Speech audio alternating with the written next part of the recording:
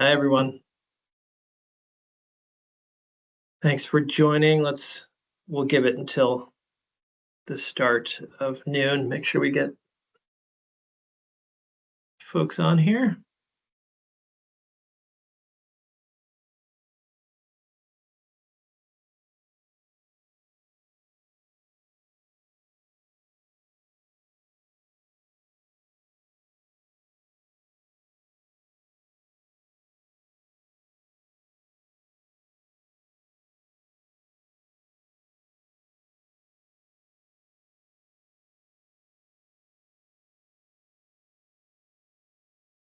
You can hear me okay, Matt? Yep. Great.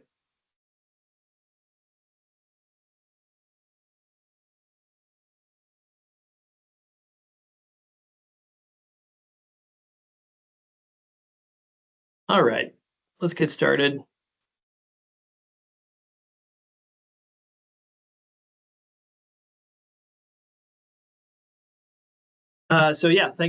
Thank everybody for joining. My name's Brendan Smith. I'm a manager of energy storage at the Connecticut Green Bank, and we are the Green Bank is one of the administrators of the Energy Storage Solutions program, along with Eversource and UI. We also have Matt, also from the Green Bank, and Jen Runyon is on the line if we have questions later from Eversource.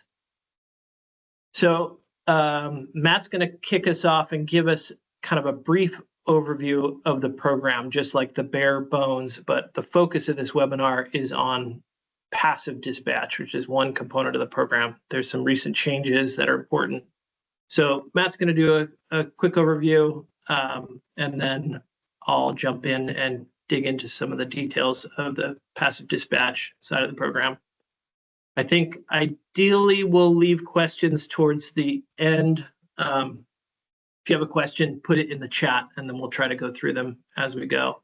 And I think we have the functionality to unmute folks if somebody wants to ask their question verbally, but I would still, announce that you have a question in the chat. That way we put you in a queue, so we first come, first serve. With that, I'll kick it over to Matt King. Great. Thank you, Brendan. Thanks, everyone, for joining us today. As Brendan mentioned, I'm a member of the Green Bank team. I've been with the Green Bank around 1.5 years and assist Brendan with our technology infrastructure on the program. So if I see a lot of familiar names in the meeting so far, so thanks for coming. And if I haven't met you before, thanks for being here. Could you go to the next slide, please, Brendan? Great, thank you. So as mentioned already, this quick overview to start, it's not going to be a full in-depth ordeal.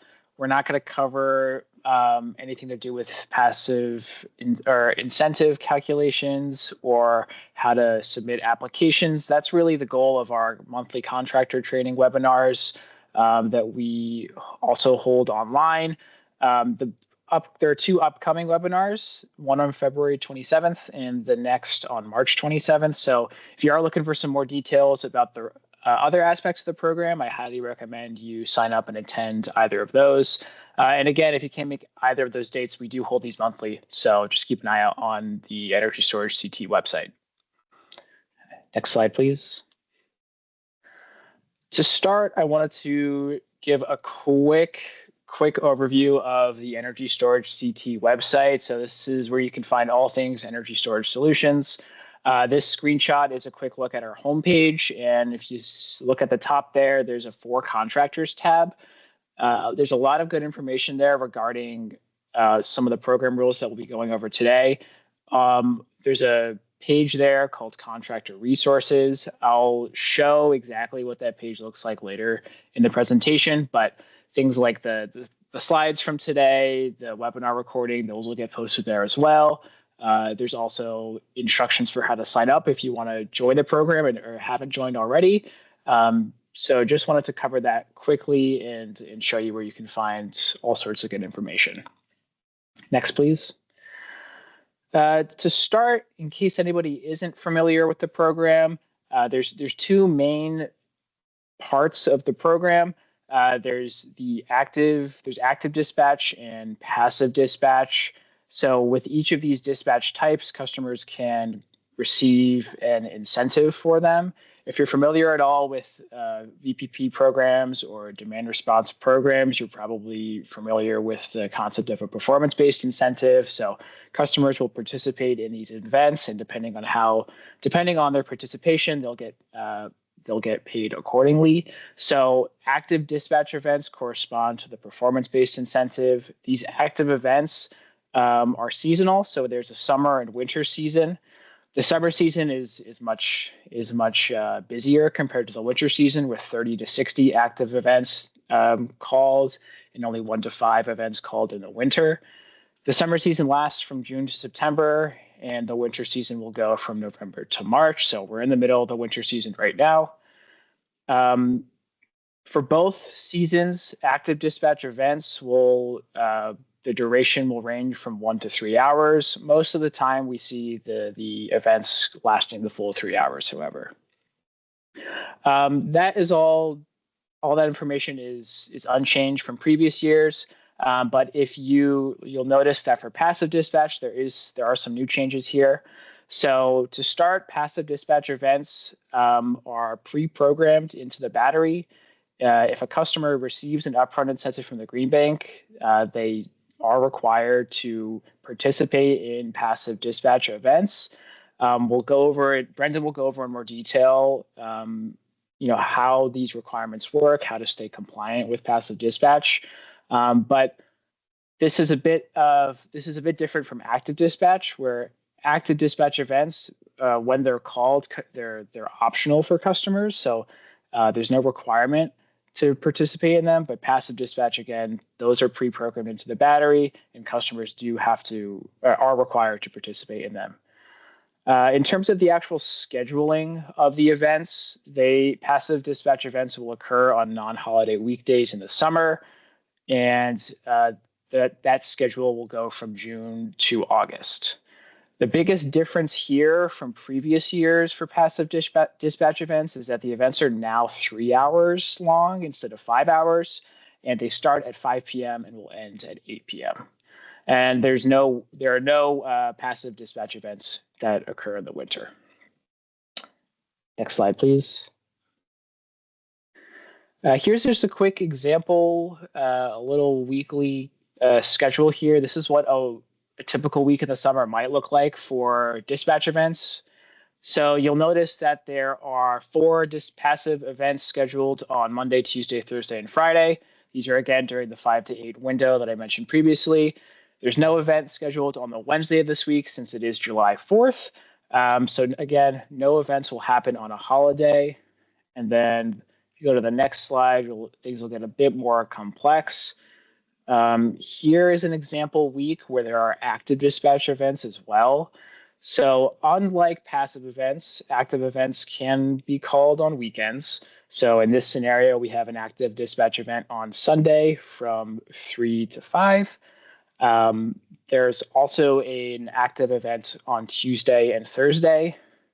If you'll notice, on Tuesday and Thursday, since an active dispatch event was called, the previously scheduled passive events on that day were canceled. So just to repeat that, if an active dispatch event is scheduled on the same day that a passive event would occur, the passive event gets canceled and the active dispatch event takes precedent. Next slide, please. One last scenario here that, again, adding a bit more complexity, and this is something that is this is a ruling that's new for this year, and Brendan will talk about a bit more later. But if there are ever any storm-related events that would affect the battery's operation during a dispatch event, or I should take a step back.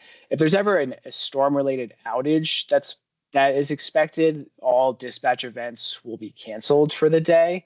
But on top of that, if with the battery there's any type of software or resilience measures that would prevent the battery from dispatching during a passive event, then a customer would still receive credit for that event, even though that storm resilience software prevented the battery from dispatching. It's a little confusing, but we'll get more into that and what that means for passive dispatch compliance later. But for now, we'll keep moving. So next slide, please. And lastly, I just wanted to go back to our website. Again, under the For Contractors tab, you'll navigate to a page called Contractor Resources, which looks something like this. These are just some screenshots from our website, but there's instructions for how to register for the program if you're a new contractor, as well as how to register in case you have new battery models or technologies you want to apply for participation. There's also a link to the full program manual that we keep up to date here, things like webinar slides, incentive calculators, and all other types of documents that are useful in case you're submitting incentive applications to the Green Bank. As a heads up, if you are watching this, if you come back to these slides or this presentation at a later time, this page might look a little different in the coming weeks. We are just trying to make some changes here to make it a bit more digestible. So if you go back to this page and it looks different, just wanted to give you fair warning. But that's everything from me today. I'll turn it over to Brendan and he'll get into passive dispatch. Great. Thanks, Matt. Yeah, so I'm going to dig into some more details about the passive dispatch compliance side of the program. Before I do that, I don't want to spend too much time on this slide, but can you see my cursor, Matt? Yep. Great. Yeah, so I just wanted to take a moment to look at this slide just to kind of call back to why we have this program and why compliance with the rules of this program are so important. So just to orient you, if you haven't seen a slide like this before, or a graph like this before, this line is the home energy consumption, or could be building consumption. This looks more like home. And then this is energy imported from the grid. And then this home has solar. So the solar is reducing that consumption from the grid here. But once the solar is not performing because it's getting darker in the day, you see usage tick back up from the grid. So you get this spike towards the end of the day. That is where this program is aimed. So the idea of the program is to get a fleet of batteries out on the grid in Connecticut, dispatching all at the same time in a coordinated effort to respond to this spike in power usage that's towards the end of the day. So you have the passive dispatch, which we're going to talk about here, which is scheduled from 5 p.m. to 8 p.m. daily, non-holiday weekdays. And then if there is a particularly high spike that Eversource or UI aims to reduce, the idea is to activate all of the batteries, the whole fleet of batteries, all in that targeted window from 1 hour to 3 hours. So, I mean, the reason this is important is that these rules for compliance are not, they're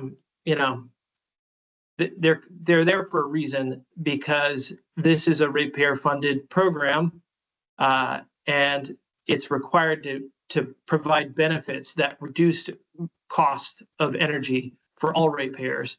So if we're going to be collecting money from ratepayers, we should be giving back more than we take. So we need to get everybody lined up so that we're all performing in concert together. So as Matt mentioned, there are some changes to the year 4 and moving forward on the passive dispatch.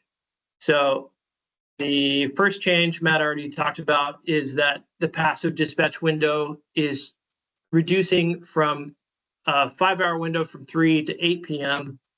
to a 3-hour window from 5 to 8 p.m. So that's pretty straightforward. Passive compliance itself is changing a little bit. So the expectation in previous years was that 80% of the nameplate rating of the energy capacity of the battery, so the kWh capacity, it's expected that 80% of that nameplate rating is dispatched over the event hours. And that expectation is that that energy would be dispatched uniformly across those dispatch hours. So the change moving forward is that the dispatch requirement is for available energy in the battery. So if the battery is not at a full state of charge at the start of the event, the obligation is to dispatch whatever available energy over those 3 hours.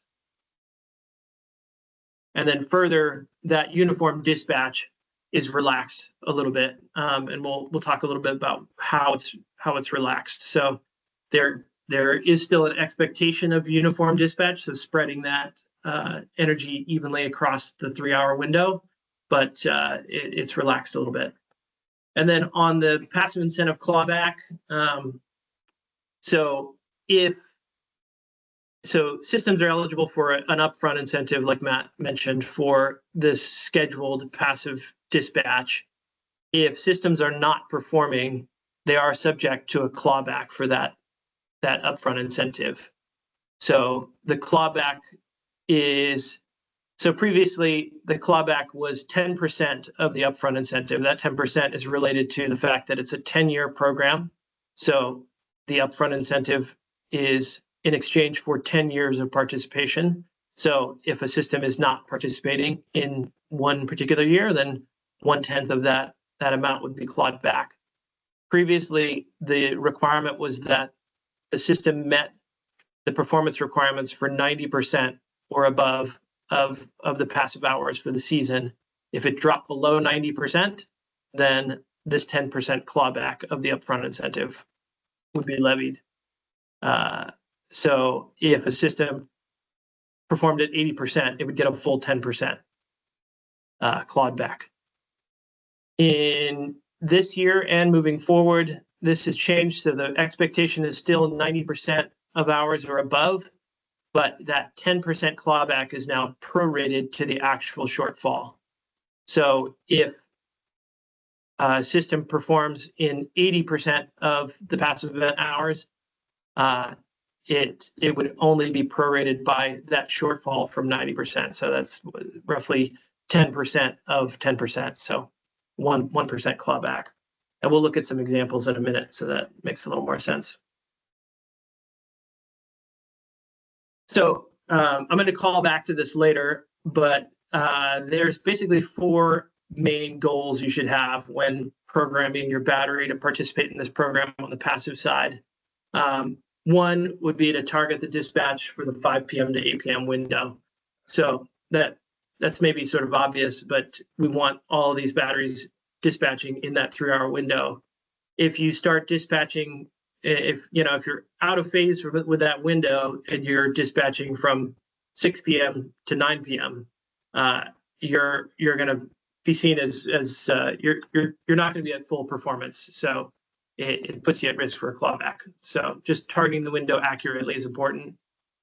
And then adjusting the discharge rate based on the available energy in the battery is important. We'll look at an example again. But whatever energy is available in that battery, it should be evenly distributed across those 3 hours of the event. And then when a passive event is replaced by an active event. So when the utilities call an active event, the expectation is if you're going to participate in that active event, you would cancel the programmed passive event for that day, and then participate in the active event. The important thing is, if you're going to cancel a passive event for the active event, you must participate in that active event in order to get credit for participating. Again, we'll touch on this more. And then last thing is, if you do have the outage protection software that Matt was mentioning, that would allow your system to not dispatch during one of these passive events or an active event that's replacing a passive event, you will not be penalized in this program, but you do need to have data showing that that system actually did opt out because of a weather-related or an outage-related phenomenon.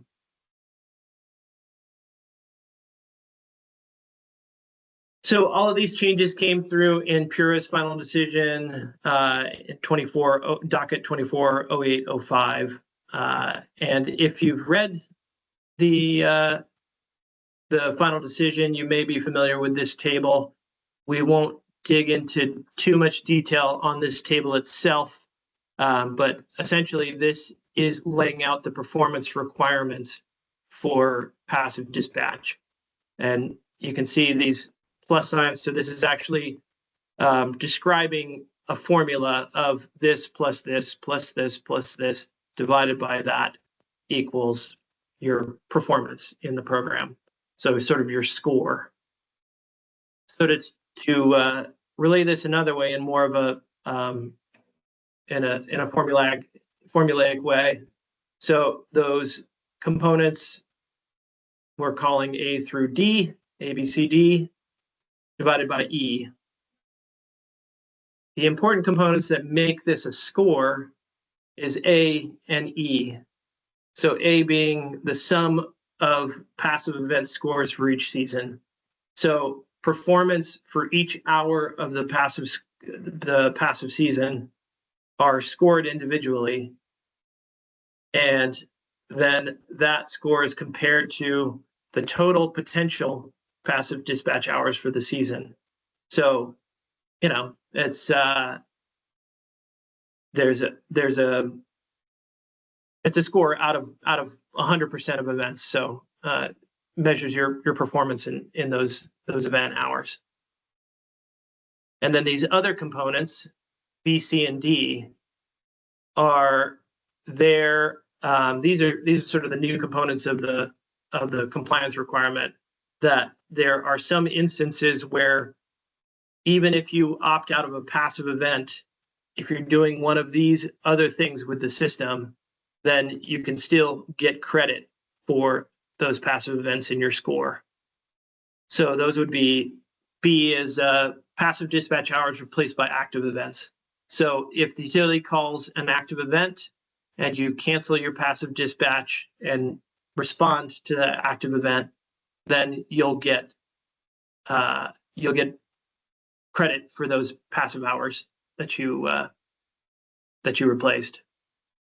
And then C is, this one's kind of a no-brainer, is if we as the program administrators or UI or Eversource cancel an event, that will not be counted against you. You'll get full score for that. And then on D, that's again calling back to this outage protection software. So if there is an instance where onboard outage protection software opts you out of a passive event or an active event that was called to replace a passive event, as long as you're able to provide data backing up that this is why the system opted out of that passive event, you'll get credit for that event.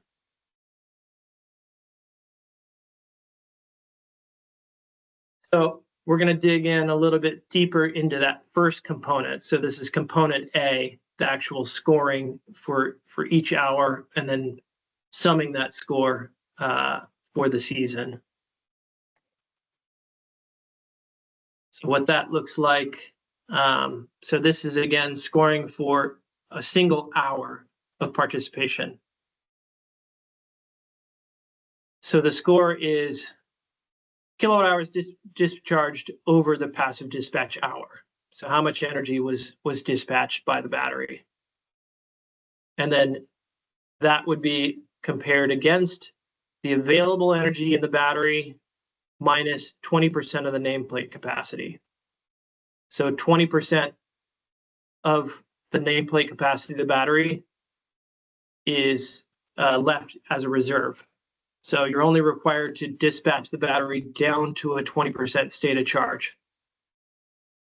So that available energy minus this reserve times 1/3 or divided by 3, because there's 3 hours in the program, would get you a ratio of expected performance over that hour relative to how the system actually performed.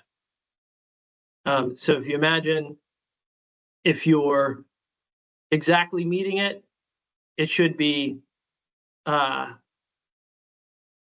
this should result in a score of 1 for a perfect score, and we'll look at some scenarios. Compliance with this has been relaxed a bit, so it's okay to be lower than 1, and it's also okay to dispatch at greater than 1, so up to 2. So what that would mean is if you were discharging at twice the optimal rate for that hour, you would get a score of 2. If you're dispatching at greater than twice the optimal rate, your score is then capped at 2. So what the program wants to limit is batteries dispatching all of their energy in say an hour and then not participating in the rest of the event. So it's relaxed a bit. You don't need to dispatch uniformly across all 3 hours, but there is a minimum requirement. And then for a single event, you would total up the 3-hour scores for that event. So a max score for a single event would be 3. So here's an example. So this is an example of a system that starts the event with a full nameplate capacity. So the battery is full and it's discharging at the optimal discharge rate.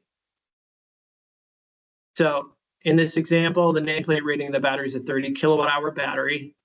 It's at full state of charge. And there's 30 kilowatt hours available in the battery.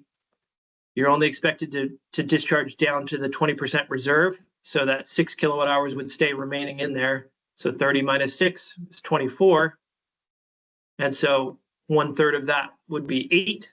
So the optimal discharge rate is 8. What that looks like in a formula, you're dispatching 8 kilowatt hours over that hour. You've got available energy minus the reserve divided by 3. So you have 8 over 8, you get a score of 1. So if you maintain that discharge rate over that event, you'll get 1s across the board and a perfect score of 3.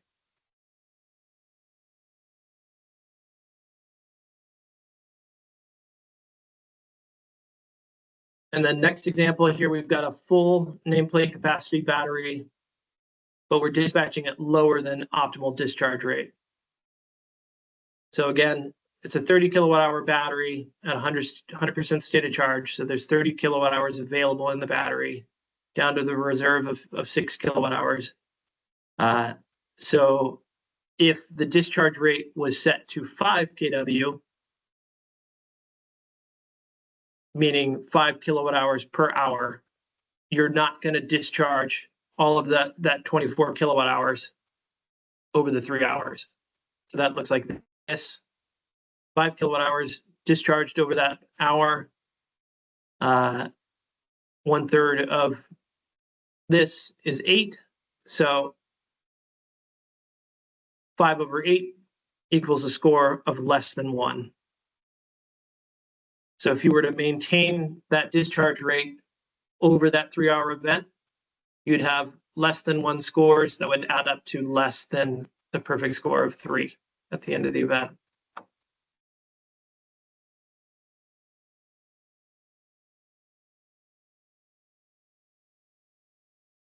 And then this example is if the system is not at full state of charge, so less than nameplate capacity, and the discharge rate remains as it was in the first example. So 30 kilowatt hour battery, in this case, it's at 50% state of charge. So 15 kilowatt hours are in the battery. If you discharge that down to 6 kilowatt hours, you will have dispatched 9 kilowatt hours of energy. If the system is still programmed to dispatch at that 8 kilowatt hours for a full battery, you're going to dispatch that energy quicker than you'd like to. So again, 8 kilowatt hours on the top here, 20% of the nameplate is 6. 15 minus 6 is 9, divided by 3 is 3.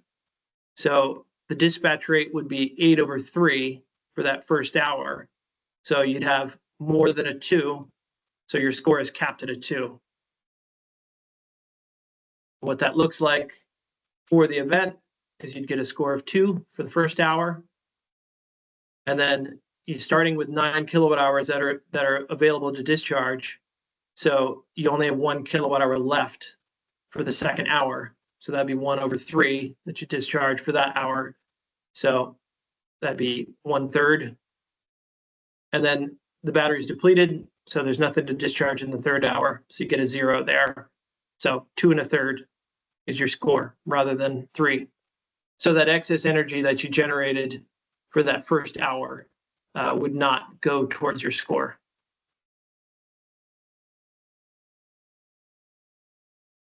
And then the last example would be less than nameplate capacity. So battery's not full, but you've adjusted the discharge for the capacity of the battery. So 30 kilowatt hour battery, 50% state of charge. There's 15 kilowatt hours in there. You're going to dispatch down to 6 kilowatt hours. So that's 9 kilowatt hours. And you're going to adjust your discharge rate. So it's 3 kilowatt hours per hour. So dispatching 3 kilowatt hours. The expected is 3 kilowatt hours. So you got 3 over 3, perfect score of 1. And then as long as you maintain that discharge rate, you'll get all 1s and a score of 3.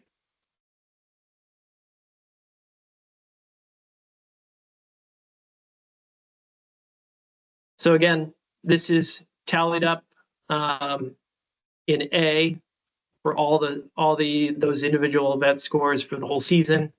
If any of these other things occurred, you can add those back in to replace passive events that you didn't participate in. And then it's weighed against the total, and you get a percent score for the whole season. Now, I mentioned clawback if your performance in the season is lower than 90%. Previously, that was just all or nothing. Once you got below 90%, you'd get the full clawback. So that's this component is the upfront incentive times 0.1 or 10% would be the clawback. Now there's this proration for this formula component. So your actual performance, if it's below 90 over 90%, so 1 minus this times this gets your actual clawback amount, prorated clawback amount. So a couple examples of that. If a system participates in 30% of passive events for the season and the upfront incentive was $10,000, that would look like that. Ordinarily, you'd see a $1,000 clawback, 10% of that number. Instead, you've got 0.3 over 9. 1 minus 0.3 over 9 is 1/3. So 1/3 times $1,000, or sorry, 2/3 times $1,000. So instead of a full clawback, it's $667. So the idea being that we're trying to get all of these batteries to dispatch in concert together. So it's important that even 30% participation is better than no participation. So the new clawback formula is meant to represent that. And then another example, if you participated in 75% of events, again, I don't think I have to step through all the math again, but you, instead of getting $1,000 clawback, you'd end up with $167. So we want to avoid clawbacks altogether. Hopefully, we can get everybody on board with the compliance and we don't see clawbacks, but at least some of that sting is taken out of it. All right, last piece. This is sort of a big one. I'm not going to go into too much detail, but as we mentioned, this outage protection software, if your system has outage protection software, you can opt out. Your systems can opt out of these events, but they need to be able to demonstrate a real reason why they opted out. And I won't read this. This is the language from Pure's final decision. One thing to call out is OEMs must provide clear rationale and relevant data. So the example they give is National Weather Service alerts. So if your outage protection software is based on National Weather Service alerts, we would want you to call out what initiated the outage protection software to cancel the passive dispatch hour. This is something that we want to talk to OEMs more about. So we're going to be reaching out if we haven't already. Feel free to reach out to us if you want to be proactive, but we'd like to understand what your reporting abilities are to comply with this requirement. So we'll be talking about that in more detail, kind of one-on-one. So again, calling back to those targets, the performance goals, again, aim precisely in that window. Make sure you adjust the dispatch rate based on the available energy in the battery. Respond to an active event if you canceled the passive for the active event, and then you'll get credit. And then this outage protection software component that we just talked about. And that's all I have. So, see any questions come in, Matt? Yes, we got a few. I was starting to reply to some in the chat, but we can start going through some of the other ones together. First question here from, I don't know if these are someone's initials or if this is their name, GA. Is there a file that shows sample calculations for passive dispatch? So Brendan, I know we do have an internal file that we've been using to model some of these examples. I don't think we have anything yet that we can publish to the website, but is that something that we've got? We have these slides. Looked like that question came in before we got to the example slides. Right. We'll definitely put these slides up on the website. But yeah, definitely reach out to us if you want to talk about this in more detail. We're happy to go through kind of other example scenarios. We are working on a calculator that we may publish that will help kind of answer some of these questions. Next question is from Jessica. Who's responsible for setting the battery inverter parameters for the events? So this question this question will vary depending on the events. Active dispatch events, which they weren't really the focus of today's webinar. There also aren't really any changes to active dispatch as well, but those events, event duration, those will be called and scheduled by the utilities. So either Eversource or United Illuminating. There's nothing different about active dispatch for this year compared to previous years. Passive dispatch events will be scheduled should be scheduled and programmed into each battery by the respective equipment manufacturer. So the Green Bank, when accepting new manufacturers into the program, we meet with each manufacturer separately to ensure that these programs are scheduled according to the new rules. So there's no need for individual customers to schedule anything themselves or for contractors to schedule something. This is all handled by the manufacturers and the Green Bank. I do see a hand up. We could go to to Dana quickly before continuing with the chat. Here, 1 second, Dana, and I will unmute you.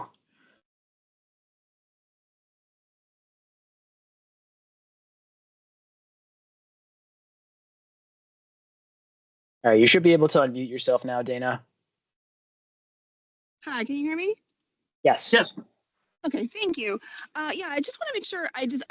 Been listening on the road, so I wasn't able to see the slides. So I just want to clarify.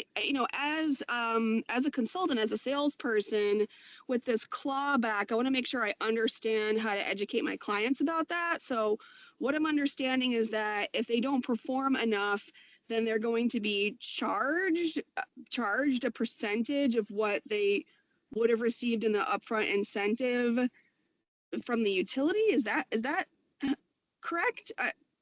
It feels a bit awkward, because if they're able to receive the upfront incentive, and then as the contractor, we're discounting their solar system by that amount, but then they're going to be penalized for not performing. I'm just not sure how to communicate that well. Yeah. No, we haven't done a clawback, but you have that correct. Except for that, it wouldn't be the utilities that would be clawing that back. It would be the Connecticut Green Bank. So that's Connecticut Green Bank's portion of the program. So we're paying this upfront incentive to the contractor with the expectation that the contractor and the OEM are going to work together to make sure that the system complies with the passive rules. So yes, that. Mm-hmm. Go ahead. So then, who would be charged? Is that charge going to come to us as the contractor, or is that going to go directly to the client, and they're going to be sent an invoice?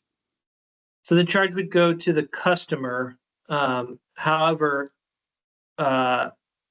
we would reach out to the contractor and the OEM if there's a case where there's a potential clawback, and we'll discuss it prior to that.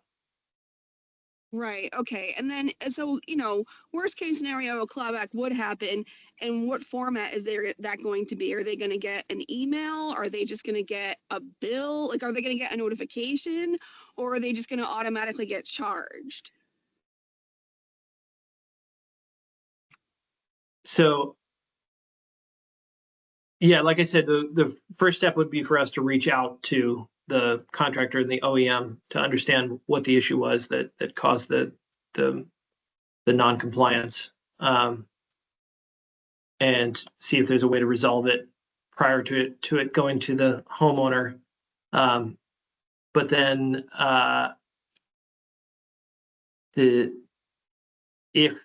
the clawback is in fact going to go through to the homeowner, then we could potentially pull that clawback out of the performance on the active side if possible. But short of that, the clawback would be a bill to the homeowner. Okay. So, all right. Well, it's just good to understand the full process of it, right? Sure. Because if someone, if I have a client that hears about this and they ask me, I need to know the answer. So, Sure. Okay. Yeah. That's helpful. Thank you. Yeah, feel free to reach out if you want to talk about this more. Okay. Thank you. All right. I'll go back to the chat for some more questions. Next question I see is from Brooke. How does the available dispatch conform to presets in the inverter for LBCO? I'm assuming, I haven't heard of that acronym before, but I'm assuming this has to do with like a minimum state of charge of the battery. So as Brendan covered for passive dispatch events, batteries will only be required to dispatch down to a 20% reserve state of charge. So the events won't take a battery below that 20% state of charge. Brooke, if you're still here, please let me know if you still have questions there, if I answered your question correctly, or if you'd like some more information. All right. Next question is from Abby. Is the OEM responsibility to ensure battery is available at 100% or high state of charge before the start of passive events. This I So would yeah, I say mean, it's an expectation that you are aiming for 80% dispatch. So 80% of nameplate dispatch over the event. You know, it is relaxed that if the system can't reach 100% state of charge before the start of the event, it's going to be based on available. But the expectation is to aim for 80% dispatch.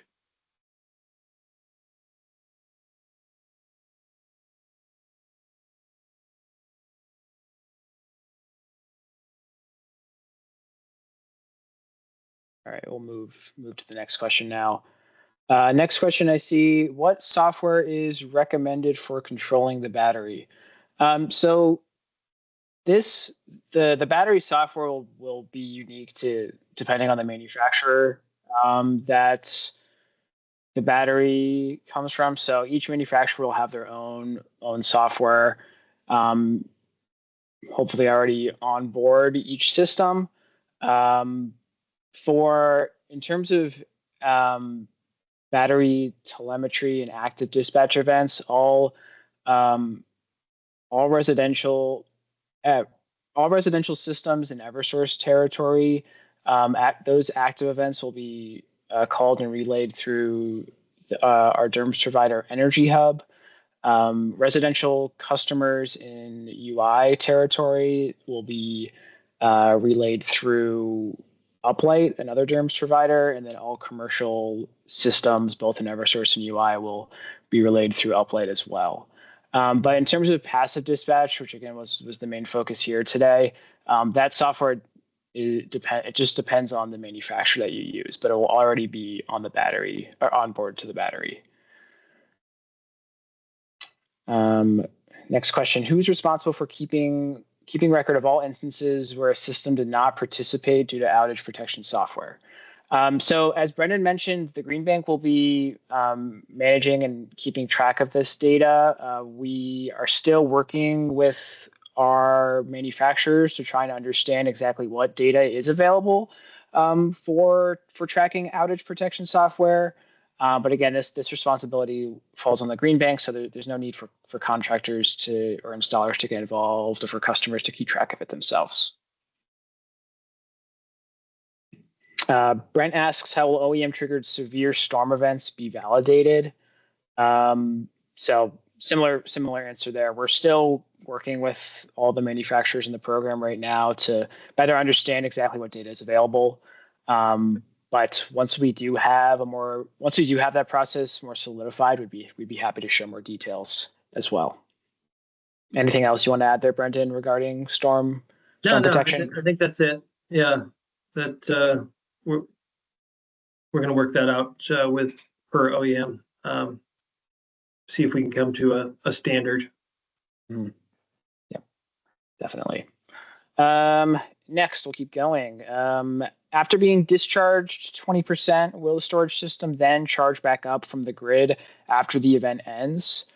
My answer is yes. I guess this would potentially depend on the battery model and maybe the settings that the battery has, but I would assume the answer is yes here. But there wouldn't be once the event ends, the Green Bank wouldn't inhibit the battery to charge back up. So that's my best answer there. Yeah, it's really going to depend on the settings of the battery. Some batteries are capable of choosing to only charge from solar and not pull from the grid. And then there's some that can just go straight to the grid. So it depends on the settings and the battery, like you said. Okay. Next up, I see who would pay the clawback in the case of TPOs? And then I see also, I think, a follow-up question from the same person that relates to the difference between battery purchases and leases. And will the customer shoulder the clawback for a leased system? That's a good question that I'm actually not 100% sure how to answer. So I guess we were kind of shorthand using homeowner as where the clawback goes. It's the system owner. So if it's a CNI system, then it's the building owner if they own the system. If it's a TPO, the clawback goes to the TPO because the TPO owns the system. Thank you, Brendan. I think we skipped a question, possibly. The commercial incentive question I was able to answer in the chat. Oh, you did? Okay, good. Yes. Okay, next up, I see another question from Brent. Why don't you just use the same criteria to validate OEM-based active event cancellations as you're already using to cancel passive events? I'm not sure I understand the question. Brendan, do you? I think to unpack that, it's because of when the payment happens. So an active event, if you opt out of an active event, you just don't get paid for it because you're paid for your performance after the event has already happened. The clawback is a prepayment with an expected participation. And so that's when it becomes necessary to validate the outage protection. I think Brent has his hand raised too. So raise your hand if you want to. Yeah, sorry, I think I mangled my words there and got it backwards. Sorry. I know you had one slide where you showed if there's a storm, you would not issue an active event. So I was asking, why not use that storm to also validate that OEMs could cancel their passive event on that same day? I see where you're coming from. Yeah, I mean, I think Matt maybe touched on it in the earlier slides that if the PAs recognize the program administrators recognize in advance if there's a storm coming, we can cancel events ahead of time. It's just because some outage protection software works differently and it will localize a geography and will pick out if there's the shoreline flood warning or something like that. That's not going to affect all of Connecticut. That has to be validated on a device level so that there's a real reason why it opted out. Because if there's a coastal flood warning or something like that, we're not necessarily going to cancel the passive dispatch for that day for the entire state of Connecticut. If that makes sense. Makes sense. Thanks. Cool. All right, we'll keep moving on here. Already covered the second part of Anna's question. Next question from Sam. What are the implications for 4-hour duration batteries with the change from 80% uniform dispatch to the available KWH dispatch? So that's a good question. I think it's a pretty loaded question, and we probably have to dig into that a bit more and better understand some of the specifics of the battery, such as its full energy capacity as well as the maximum potential power output. I think, Sam, you're raising your hand here. I'll unmute you. Yeah, can you hear me okay? Yes. Hey, Sam. Cool. No, I appreciate you taking the question. I guess maybe better to preface by asking, is the purpose of the program itself really just to incentivize 2-hour storage? Or I was curious if the change from that 80% dispatch would sort of unlock the ability to use 4-hour in this program, because mathematically with the 80%, obviously you can't hit that uniform dispatch with a 4-hour.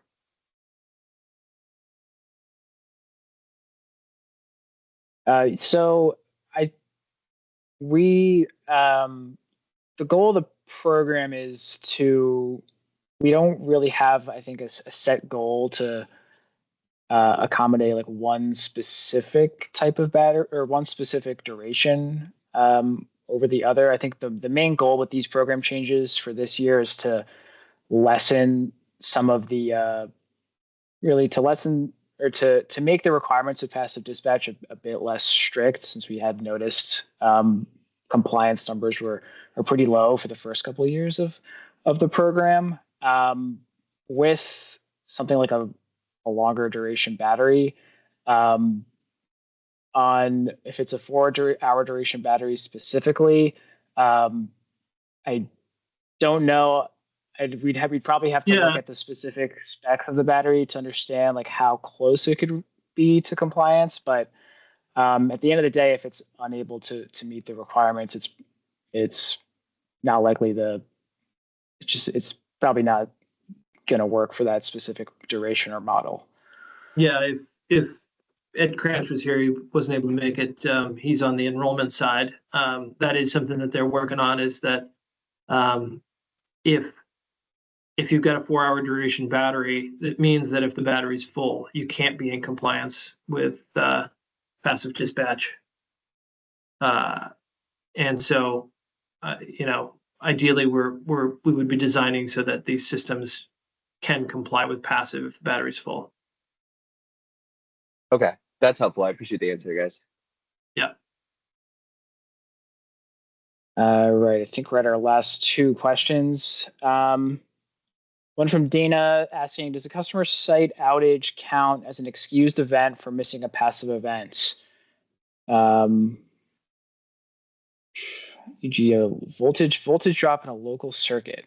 That's a good question. I don't know if we've discussed that scenario internally before. Any thoughts there, Brendan? Yeah, I mean, I think the underlying question is if there's a power outage, if that if during a passive event, if you would get credit for that event. My thought would be yes. I want to. I think we need to verify that and get you an answer to that. Hey, Matt and Brendan, I can jump in. Yeah, my point is a local power outage, right? Not a storm that is projected for days out. It'd be, something to the site that the rest of the grid's still operating. With that, we just want to make sure that's not counted negatively against our passive performance. Yeah, so I can't speak specifically about the rules of the program around that. It may be in there, but there is some discretion for the program administrators if that localized power outage made the difference between compliance and non-compliance for the season. We do have the ability to request a clawback waiver from Pura. So that would be the route we would want to take, is record that data and put it towards a request for a clawback waiver.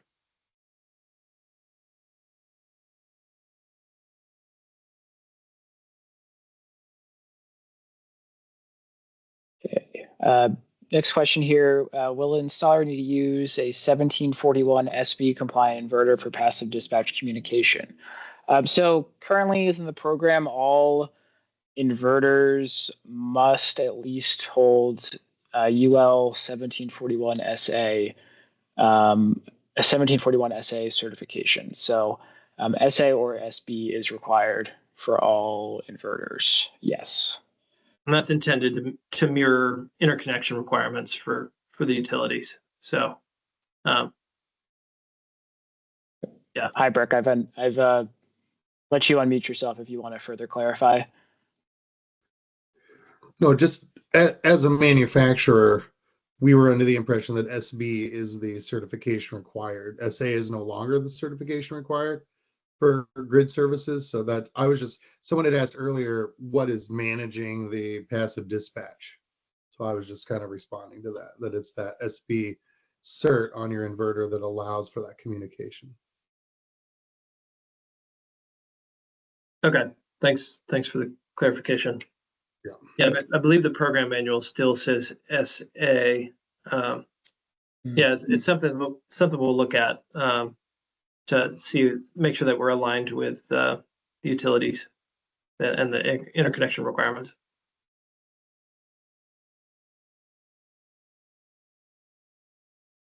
Okay. Next question. The 4-hour battery, if you dispatch from 4 to 8 p.m., wouldn't you technically still be dispatching the BESS available kWh over the 5 to 8 window?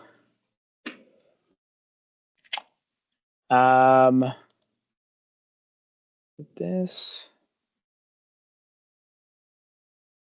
yes, it's a bit of a good hypothetical question. I believe the battery would still, at the end of the day, not reach that goal score of 3, but Brandon, I don't know if you want to take a stab at it as well. Yeah, I mean, technically, I see what you're getting at. That because it's based on available energy, if you discharge during that first hour, if you discharge in advance of the 5 p.m. to 8 p.m. window, then you would discharge the battery down to the available energy that you would need to be at to meet the passive dispatch requirements for available energy.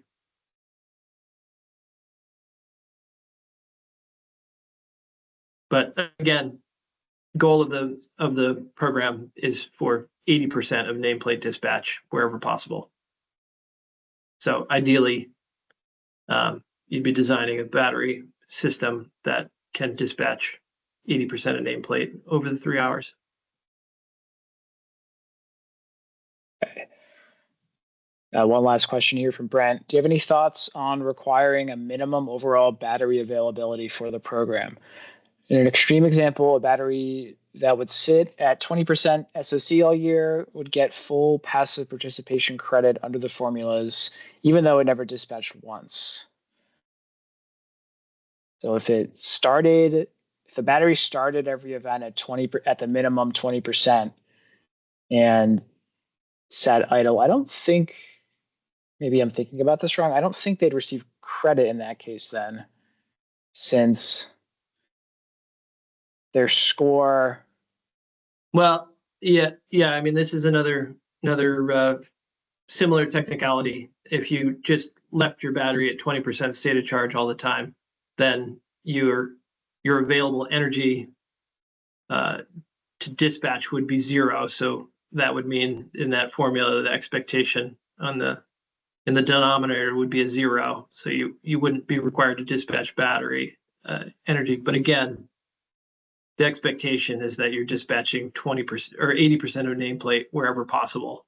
So yeah, hopefully we don't have those scenarios crop up a lot. I don't know that that would be the greatest customer service to leave the battery at 20% state of charge, because then you only have 20% of the battery that you sold them for an outage to occur.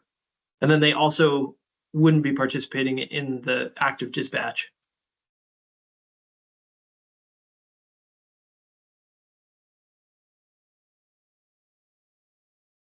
That was our last question in the chat, and I know we're at time already. Anybody has a last minute question, you can feel free to ask it. Brendan and I can stay on for another minute or two. I'm happy to also continue answering questions after. I'm going to step away just for 1 second to get a charge cable, and I'm happy to stay on. No problem.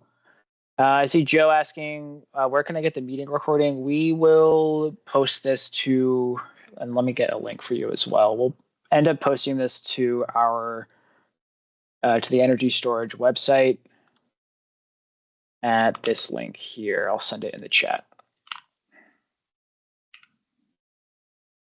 Hi, Brooke. I think you should still be able to unmute yourself. Yeah, thanks. I was just wondering, and maybe I just didn't think this all the way through, but if the customer were to have a standby generator installed to charge batteries. Do we know how these passive dispatch events would have, because if the customer has their system set up when their batteries reach a 50% state of charge to trigger their generator to top their battery off in a day of autonomy or something, do you know how that would be, or would the initial setup of the equipment not allow for that type of setting? Let me just repeat this back to you to make sure I understood it. So you're curious if there's a system set up to start charging from an on-site generator once it hit 50% state of charge? Yes. Yes. How that would work in terms of passive dispatch? You're curious how, or if are you curious how if that's even capable, or if a system's even capable of doing something like that? I guess would it even be an option? Because in essence, you could very well be running your generator and passively dispatching your generator power. Mm-hmm. I don't know if that's possible, or if the battery systems are capable of doing something like that. I also, just from a program administrator point of view, it'd be a little against the spirit of the program, charging from a generator like that. So yeah, I think it would really be a case by case like design of the system, because you'd have to design the system such that the generator wouldn't have any interaction with the grid as well. So it'd be an interconnection question as well. Right.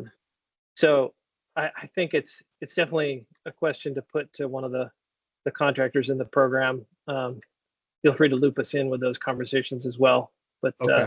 yeah, I think we'd want to think about that from a specific design, because it really would make a difference how this is set up. Yeah, we just see many customers going with the resiliency aspect of a generator, right? And it's being controlled by the inverter on a 2-wire contacts, dry contact. So it's not actually looking at utility any longer, right? It's just waiting to be told what to do by the inverter. So that's yeah. all. Yeah, no, Yeah. I mean that's a good design. It's a backup for the backup. But Right. yeah, like you said, in most cases that would be when the grid is down. So it wouldn't be during participation in this program. It would be while the system is in off grid mode. Right. Yeah. Okay. Thanks. Mm-hmm.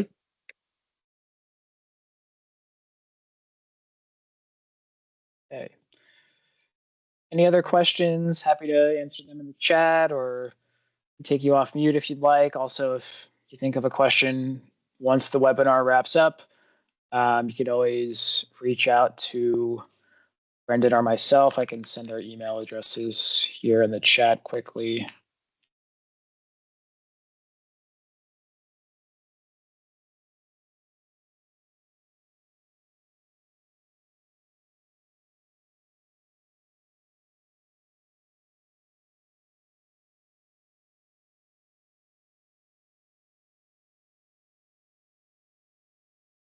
Oh yeah, and then my last slide. Let me put that back up. Oh, yeah. A second.